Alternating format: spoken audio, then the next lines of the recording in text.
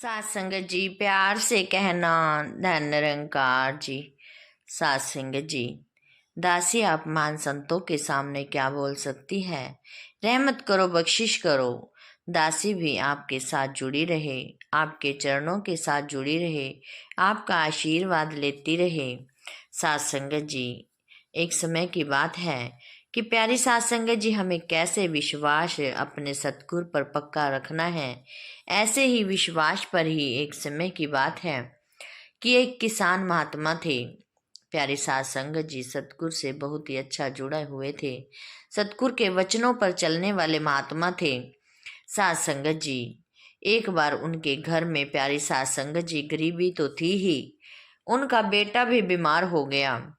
प्यारी सात संगत जी थोड़ा सा भी जो भी कमाते अपने बेटे पर लग जाता और थोड़ा घर के खर्च में चल जाता।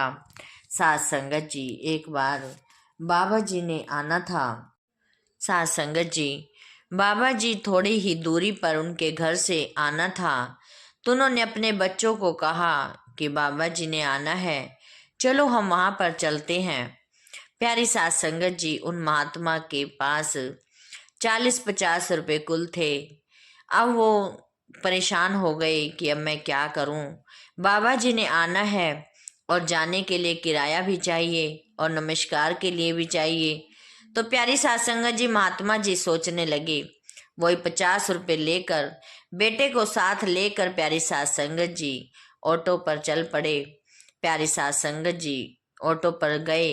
वहां पर प्यारी सात संगत जी चलने में जब जाने लगे तो 25 रुपए का था किराया। प्यारी सात संगत जी वो किराया वहाँ पर 25 रुपए दिया और बेटे का हाथ पकड़ कर चलने लगे। और फिर जब चलने लगे तो प्यारी सात संगत जी अपने बेटे को कहते हैं कि उधर से बाबा जी आएंगे, हमने बाबा जी को नमस्कार करनी है। सात संगत जी जब वो पहुँचे, थोड़ी देर बाद बैठने के बाद बाबा जी आए। सात संगत जी बेटे को लेकर नमस्कार की लाइन में लग गए। तो प्यारी सात संगत जी, उनके पास 25 रुपए ही थे और वो सोचने लगे कि 25 आने का किराया लगा है तो 25 अब जाने का भी किराया चाहिए और नमस्कार के लिए भी कुछ चाहिए। प्यारी सात संगत जी, महात्मा जी सोचने लगे। जब वो किसान महात्मा जी यही सोचकर बेटे का हाथ पकड़कर आगे चलने लगे, जहां पर प्यारी सात संगत जी बाबा जी के सामने वहां गुल्लक रखी हुई थी। सात संगत जी, महात्मा जी ने गुल्लक तक हाथ तो बढ़ाया, लेकिन सात संगत जी पैसे उसमें नहीं डाले और आगे चलकर नमस्कार कर कर वापिस होने लगे। तो प्यारी सात संगत जी, बाबा जी तो जानी जान, तो उन्होंने क्या किया कि बाबा जी ने उनकी सेवादार को भेजा कि वो जा रहे हैं किसान महात्मा, उनको यहाँ पर बुलाओ। प्यारी सात संगत जी, बाबा जी मुस्कुराए और कहने लगे कि आपने नमस्कार तो की ही नहीं, आप तो ऐसे ही जा रहे हो। प्यारी सात संगत जी, महात्मा जी का सिर नीचा हुआ और वो नमस्कार कर कर फिर जाकर सामने बैठ गए। जब प्यारी सात संगत जी सामने बैठे तो मन ही मन सोचने लगे कि अब तो मेरे पास जाने के लिए भी किराया नहीं है, अब मैं क्या करूँगा। तो प्यारी सात संगत जी, बाबा जी का ध्यान प्यारी सात संगत जी महात्मा जी पर था। इतने में प्यारी सात संगत जी जो साथ में जो बोलने वाले बैठते हैं, उन्होंने बाबा जी ने उनको कहा कि इन महात्मा जी को बुलाया जाए, ये भजन बोलेंगे। प्यारी सात संगत जी, उनका तो कोई नाम ही नहीं लिखा हुआ था, क्योंकि प्यारी सात संगत जी सत्संग में पहले ही नाम लिख लिए जाते हैं। लेकिन प्यारी सात संगत जी बाबा जी का कहना मानकर प्यारी सात संगत जी आदेशानुसार उन्होंने उन महात्मा जी को बुला लिया। और जब प्यारी सात संगत जी, उनको तो इतना गाना भी नहीं आता था, प्यारी सात संगत जी वो हाथ जोड़कर खड़े हो गए और कहने लगे कि ये तो सत वचन का ही हुक्म मानना है, बाबा जी के वचनों का ही हुक्म मानना है, दास को तो कुछ बोलना भी नहीं आता। प्यारी सात संगत जी जैसे ही उन्होंने भजन शुरू किया, जितनी भी प्यारी सात संगत जी वहां सत्संगी बैठे थे, सभी महात्माओं ने प्यारी सात संगत जी पैसे रूपी उनकी सेवा की। जैसे कि कोई भजन बोलता है तो पैसे दिए जाते हैं, तो प्यारी सात संगत जी उनकी नोटों से थैली भर गई और प्यारी सात संगत जी उन महात्मा जी ने उन किसान महात्मा जी को वो थैली पकड़ा दी। और प्यारी साध संगत जी, जब किसान महात्मा बाबा जी का नमस्कार करने गए तो उन्होंने बाबा जी ने कहा कि ये आपके ही हैं, आपने भजन बोला है तो ये आपको ही मिले हैं। प्यारी साध संगत जी वो आकर जब सामने बैठे, उनकी आंखें में आंसू बहने लगे और बाबा जी का शुक्र करने लगा। तो कहने लगे कि महात्मा जी कहने लगे कि हे मेरे दातिया, शुक्र है तेरा, कैसे तू अनजान, कैसे जानी जान है, कैसे सबके मन की समझ लेता है कि दास के पास तो जाने के लिए, वापसी के लिए किराया भी नहीं था और बाबा जी ने तो नोटों की थैली ही भर दी। प्यारी साध संगत जी, ये विश्वास है।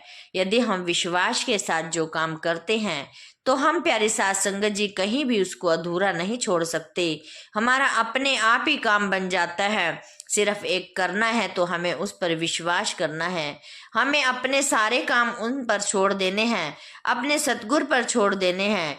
फिर देखना कि प्यारी साध संगत जी कैसे अपने आप ही काम हमारे बन जाते हैं। फिर हमें किसी के आगे कोई हाथ फैलाने की जरूरत ही नहीं पड़ती। साध संगत जी फिर महात्मा जी भोग पड़ने के बाद घर आए।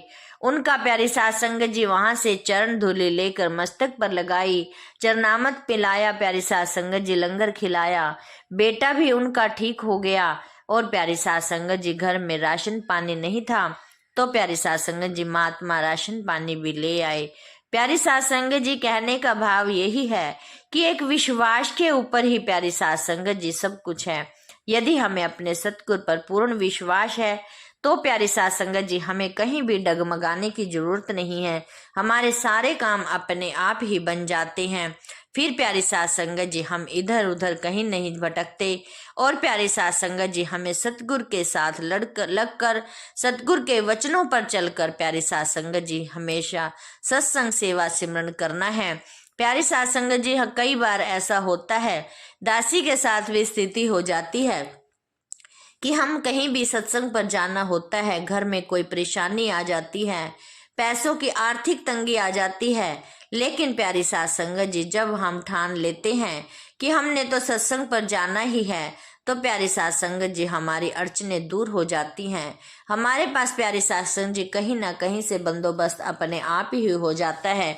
फिर कोई हमें रुकावट नहीं आती, लेकिन सिर्फ एक मन बनाने की ही अपनी इच्छा होती है। यदि हम अपने भाव से अपने मन को प्यारी साध संगत जी काबू कर लेते हैं, सत्संग के साथ जोड़ देते हैं, तो प्यारी साध संगत जी हमें कहीं भी भटकना नहीं पड़ता, कहीं भी किसी का इंतजार नहीं करना होता, कहीं भी किसी के आगे हाथ नहीं फैलाने होते।